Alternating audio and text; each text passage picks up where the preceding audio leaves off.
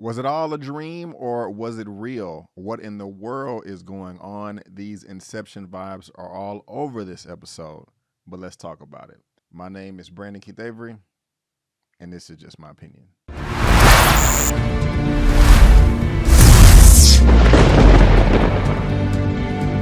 Hey, what's going on, everyone, and welcome back to another episode of Just My Opinion for Atlanta, Season 4, Episode 10, titled It Was All a Dream.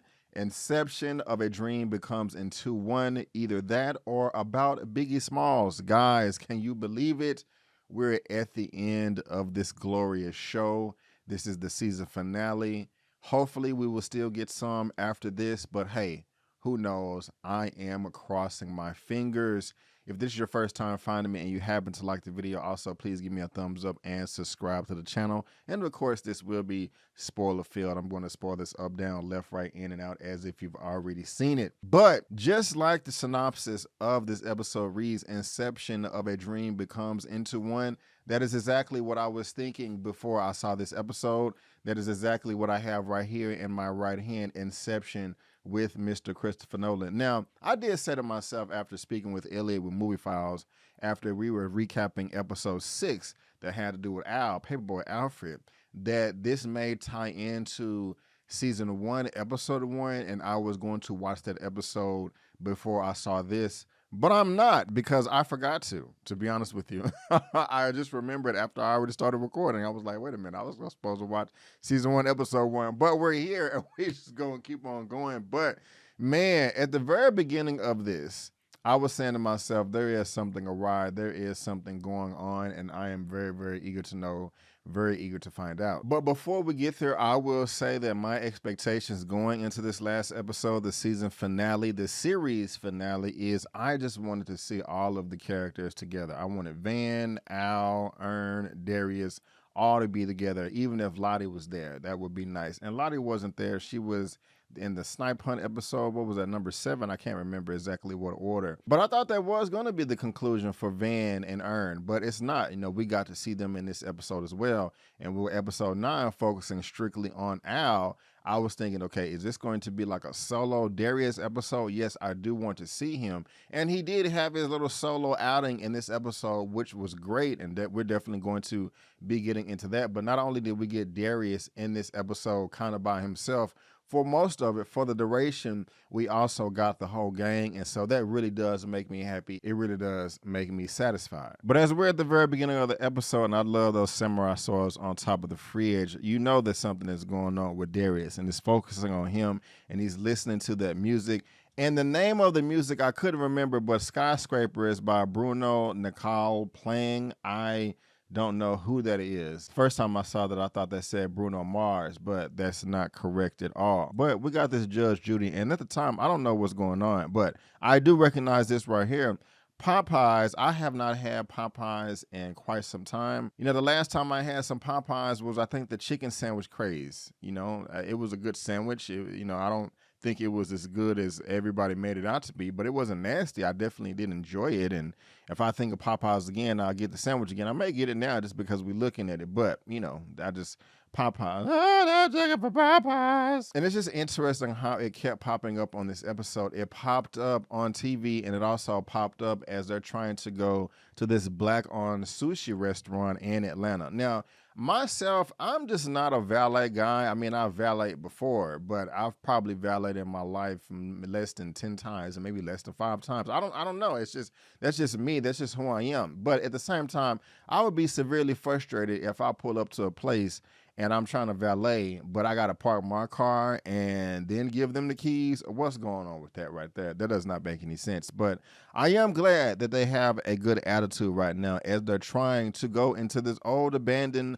Blockbuster, or not abandoned, just not completely renovated, for this black-owned sushi restaurant. Now, I'm just saying to myself, I don't care what type of establishment you are. To me, that's just tacky. I mean, my goodness gracious. I mean, is this your grand opening right here? You could have at least got some type of sign. Like, if you don't have the money to unscrew that or take it down or whatever because it's going to be heavy duty, you can get some type of signage that's like a tarp with the strings and hang it over that, you know, saying DeMarcus. But look, he going to have it over here in the window, DeMarcus, cuss. My goodness gracious, this is horrible. But yeah, you're not making any good first impressions, you know, trying to open up a black-owned sushi restaurant in Atlanta in an old Blockbuster next to the beauty supply place. That's just not a good look. And I already put a bad look, they haven't got the bars at the top of the windows. I don't think I know. Is those bars up there? Maybe not. Maybe it's blinds or something else. But I already had to park you on car for valet, so this is just not a good way to start. But next we have our boy Darius in the pharmacy trying to pick up some medicine for Easy. And I hate it when they send you the notification letting you know that your prescription is ready. You get there and they're like, what are you talking about? And they're rude. Well, not really rude, but it's just an inconvenience. You know, you ready to go pick up your prescription, but it's not ready when they told you. But that's what your boy right now, Darius, is going through. But we hear this voice, guys, and it is Miss Cree Summers, as you see her right there. She is trying to get her medicine as well, and they do have a nice conversation. Now, I'm not gonna lie, the first time I saw this, I did not recognize that was Cree Summers. If you want a good laugh on who you thought I thought that was, go check out Elliot's channel with Movie Files. He is on my channel tab, and look at his breakdown, live discussion of the season finale for this episode. I'm a bit embarrassed, but hey, you're probably saying to yourself, well, why are you saying something now, Brandon? It doesn't really matter. You know, I'm not that ashamed, but yes, we did get a nice little tickle out of this woman right here. But if you did not know, she was in a different world back a long time ago, and that's just another show that I did not watch. It escaped me, and I may be losing my black heart. But I do recognize the voice to a degree. This woman has 362 credits. My goodness gracious. Her resume is thick as hell. She has been in the game for decades, and she deserves all the flowers, all the accolades, all the good stuff. But that is who you have right here that is getting to know Mr. Darius. And they're talking about this deprivation tank. That's where he is on his way right now. And it's quite interesting. She said, did you say deprivation tank or did you say shitting? Now, even though I did not watch A Different World, I have seen a number of clips online. I just never really sat through and watched an episode all the way through. I did get from Cree Summers that she was a very free-spirited character.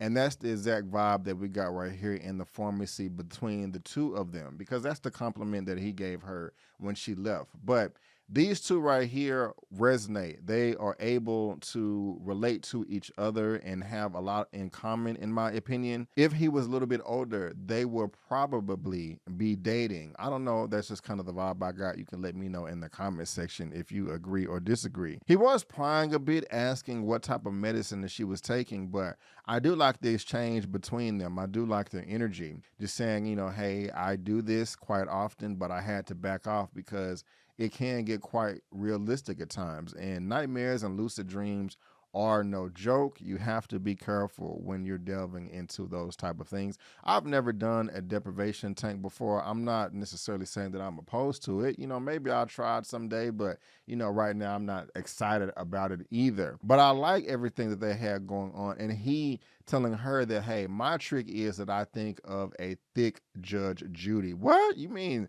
thick Judge Judy? Are you serious? It's on TV? Yes. Big booty, small waist, big tits, big ass, all that. And that's just kind of wild right there. And it seems to work. But this was just a nice conversation in between them two. I like this change. And with this being the season finale, the series finale, I just like that Darius is on his own little mission, his own little adventure, and he's meeting people that's important to him, whether that's a friend or family, a loved one from the past, or just random strangers in a pharmacy that they can relate to. So this was just a lovely scene to me, and I liked everything that we got here. Van is fine. Van is attractive. Smooch, kissy, kissy, smooch, smooch. But I was laughing my ass off, y'all, when Al was trying to sit down and he kicking the table. Like, this dude is really disturbed, especially with that Popeyes across the street. But they got these mixed match warm towels, and man, It's also, they're the only ones in the restaurant. So that's just quite interesting right there. It was also funny to me that your girl Van, she's the one that wants to go to Popeyes the most.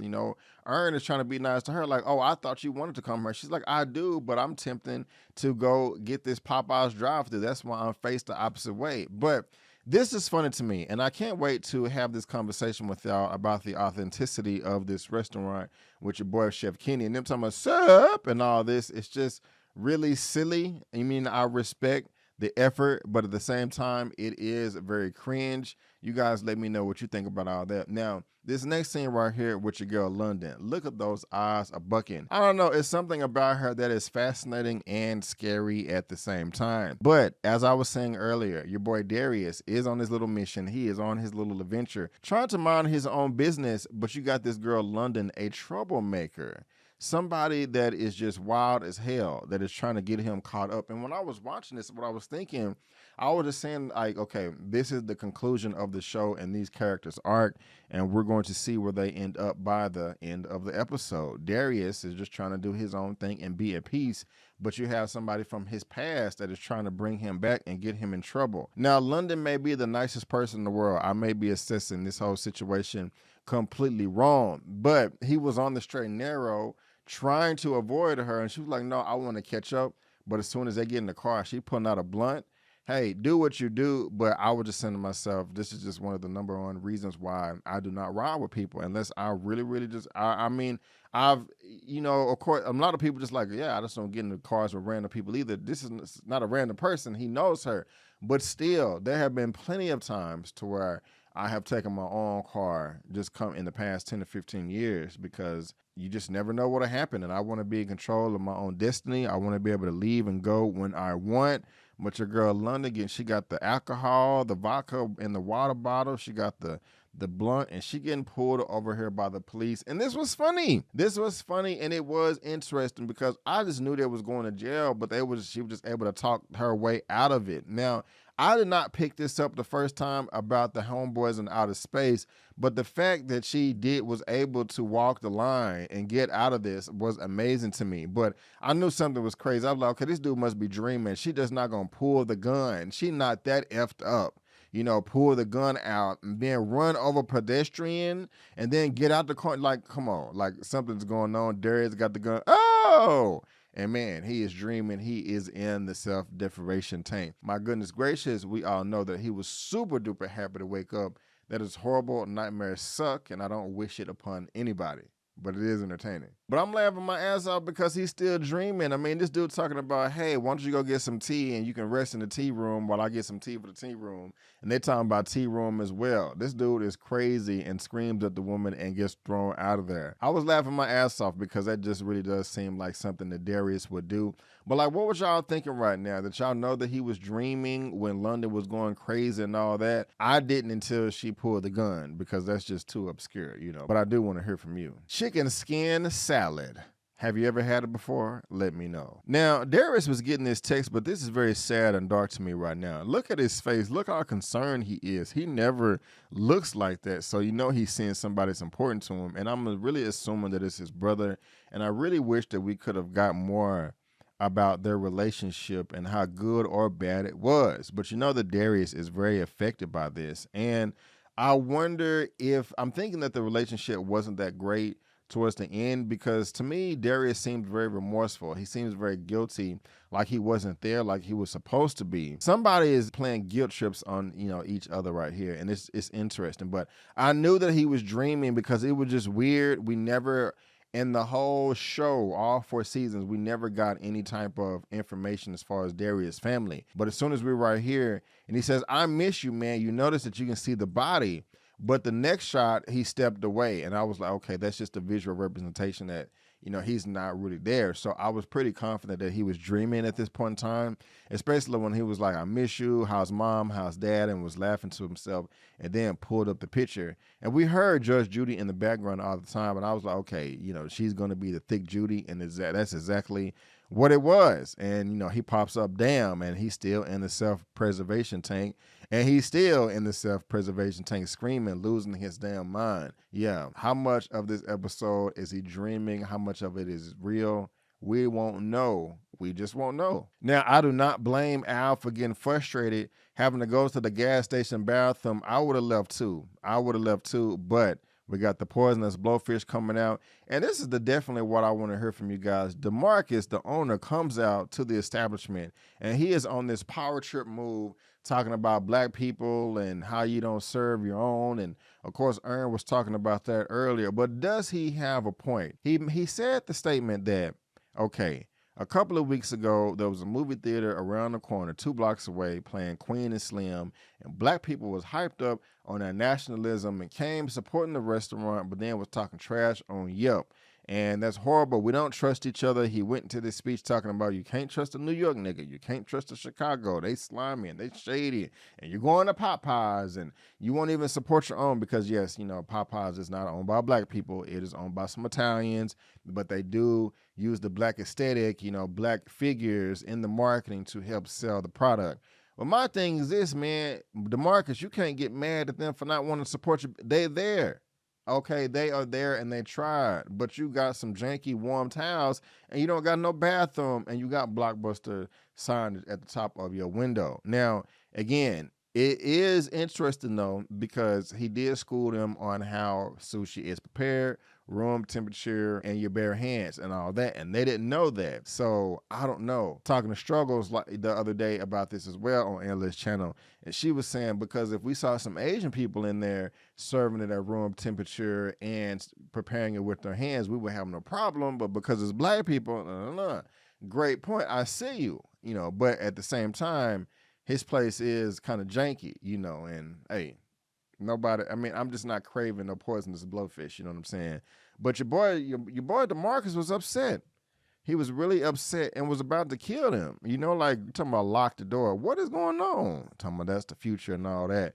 But yeah, he is really into his feelings and, you know, it's getting crazy. But your boy Darius comes through, save the day, get in my pink Maserati and let's go. And I knew that they was dreaming when they pulled the Popeyes from under the seat.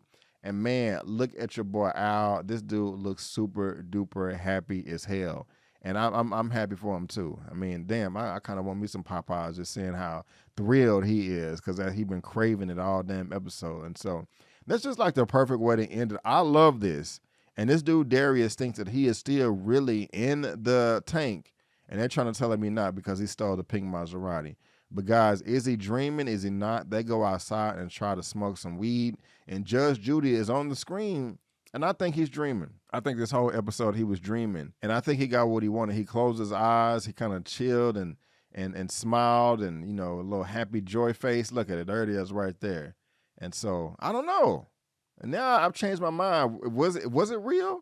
No, I don't think it is real, because I think he did see Thick Judy. And he's enjoying his dream, because if it was real, if it was regular size Judy, he'd probably be freaking out because he stole the car. But man, that's a way to end the episode, guys. Very ambiguous and we don't know.